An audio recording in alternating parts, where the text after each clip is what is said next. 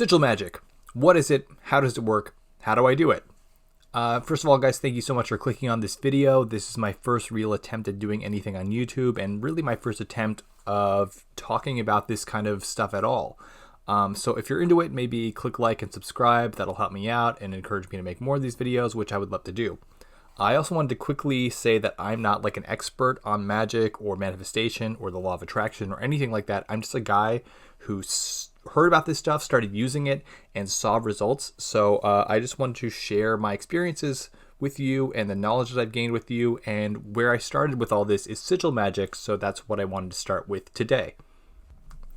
So sigil magic is a form of chaos magic, which is a magical practice that arose in the late 70s and early 80s around the same time that punk rock music did. And like punk, chaos magic is like a stripped down, DIY version of magic that basically says, to hell with the glitz and glam and the orders and the secret societies, let's just do this whatever way we want. And the idea here is that whichever way you are manifesting what you want into your life, like whether that's praying or doing a ritual or like a law of attraction technique, or even just like wishing on a star or throwing a coin in a well, you're tapping into the same thing. It's like decorating a cake. Like you can write happy birthday or happy anniversary or congratulations on it, and that doesn't really affect the cake. You're just making it look different. It still tastes like cake. Now, Aleister Crowley, who is probably the most famous magician of the last century and also kind of an edgelord, he said, "Let thine success be thine proof." And that's one of the core ideas behind chaos magic. It's adopt whatever system of beliefs you need to get results and just do what feels right to you. Magic is just simply intent plus action. That's all there is to it. So just do something to get results, and that's magic. So sigil magic specifically, this is a form of magic that I discovered through the comic book writer Grant Morrison. And he's written stuff like Batman and Superman and X-Men, and his book The Invisibles was actually a big inspiration for The Matrix, which is, all about manipulating the world around you just by freeing your mind. So I see this video of Morrison talking at a conference years ago about doing sigil magic and how it absolutely works.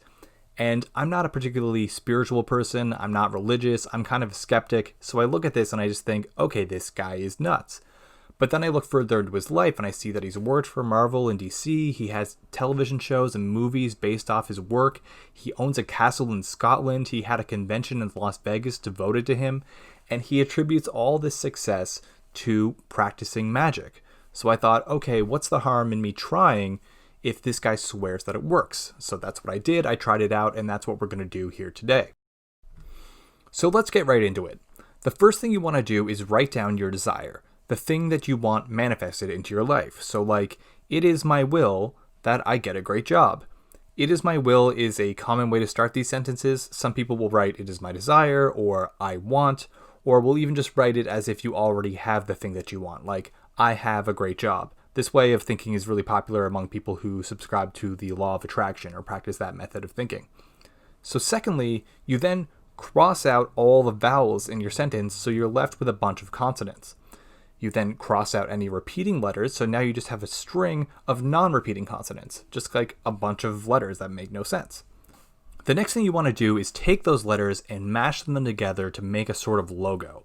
Now, I'm someone who comes from a background in graphic design, and you usually see people who aren't very experienced trying to make logos with like company names by just shoving those letters together into a sort of symbol. And this rarely looks good, but for magical purposes, this is totally what you want to do. Just force these letters together, stretch them out, flip them around, do whatever to just make a symbol that looks magical to you. That's the most important thing, that you need to think that it looks magical. There's no set of rules for what this needs to look like, just as long as you think it looks right. And also, very important, it needs to be simple enough that you can visualize it in your mind. Don't make it too complicated. You need to be able to think of that symbol very clearly in your head when we get later into this process. So the final step in this process is something called charging the sigil, which really means focusing an intense amount of energy on it. Now this can be achieved by meditation and concentration, but these are actually much harder to do than they sound. What you want to do is achieve a moment of what's called gnosis, which is basically a gap in your consciousness. Now, in Charles Haanel's book, The Master Key System, which is basically an early 20th century precursor to The Secret, he talks about the world without, or our conscious mind and the world it perceives. and also the world within, which is our subconscious mind, which is also our connection to the universe and an unlimited sea of potential. Now, the whole idea behind the Master Key system is to train your mind into a correct way of thinking so that you can be in harmony with the universal. And this is something that takes many weeks, a lot of practice, and a lot of discipline. Now, you probably don't want to do all that, especially if you're looking to sigil magic, which can be quick and easy and dirty. Now, Honnold describes the conscious mind as kind of like a guardian to the subconscious mind. It's something you need to get through in order to get to the subconscious. So by entering a moment of gnosis, we're actually just kind of sneaking our desire, sneaking that sigil into the subconscious mind so it can manifest in the universal. So that's the whole idea behind this form of magic, is getting past the conscious mind, going directly to the subconscious, and planting this desire into the universe so it can manifest. So there are many different ways to enter this moment of gnosis. It could be something like intense physical exhaustion. Maybe like you hold a difficult yoga pose while focusing on your sigil, envision it firing it off into the universe at the moment that you can't take it anymore and you collapse. Or maybe like intense fear will work. I once held a sigil while bungee jumping and I found that very effective. But the method that is the most popular is one that I'm not sure if I can actually mention on YouTube if I ever want this video to get monetized, which is, for the lack of a better term, you excite yourself. And at the moment of the most excitement, you picture your sigil firing off into the universe. I know it sounds weird, but people swear by this method, and trust me, it can definitely work. So if you're into it, try it out and see if it works for you.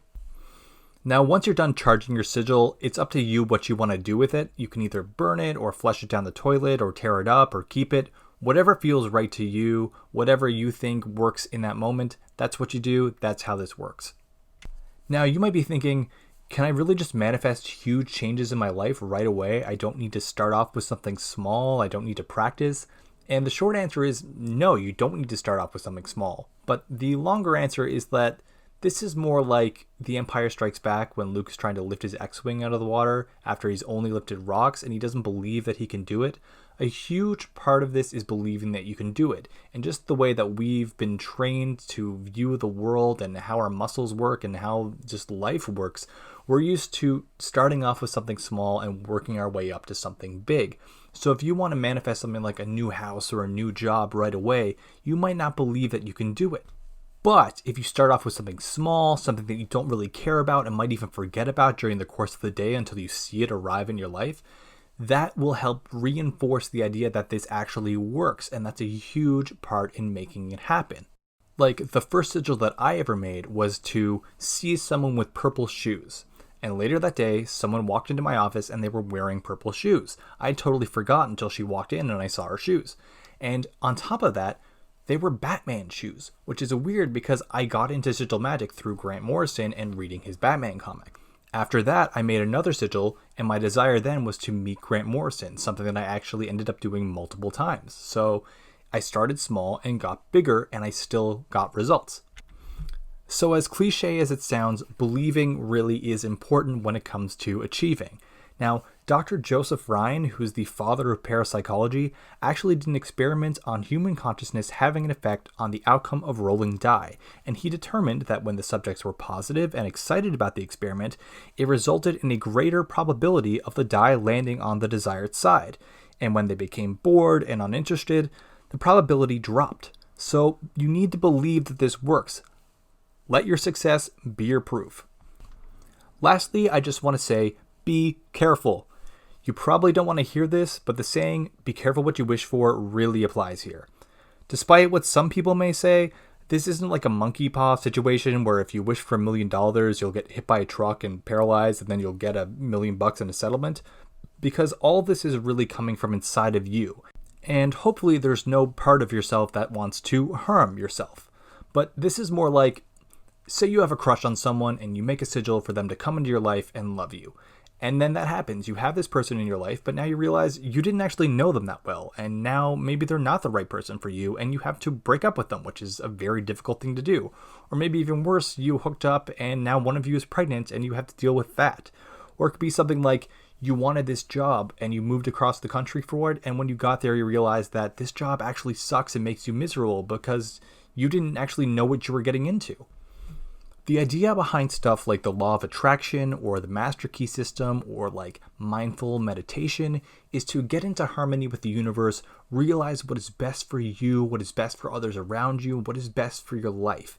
And like I said earlier, sigil magic is kind of like a shortcut. It's like shotgunning a monster energy and like kicking down the door and taking what you want, but you might not actually know what you want right now. So be very, very careful. Think about what you want and make sure you're prepared to get it. That's it from me, guys. Thank you so much for watching. If you like and subscribe, that would be super cool and it would encourage me to make more of these videos. I'd love to talk more about manifestation and magical techniques. And I also want to make a video about like why this stuff might actually work. I have a few theories on that I've been reinforced by different videos I've watched and stuff I've read. So I'd love to talk about that in the future. So keep it real. I love you all. Thank you so much. See ya.